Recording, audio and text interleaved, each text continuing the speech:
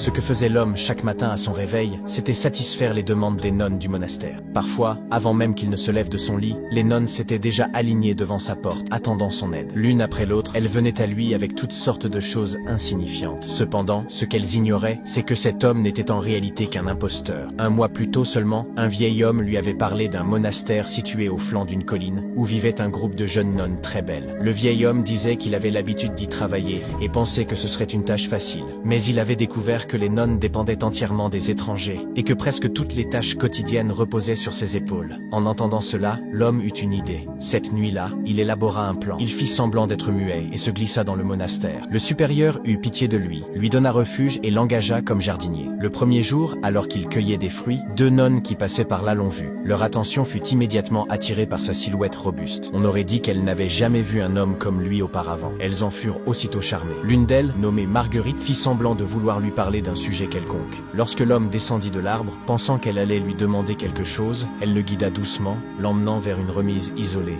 Elles l'ont fait entrer en douce, et la seconde suivante, Marguerite entra, leva sa jupe et se coucha. Le film s'appelle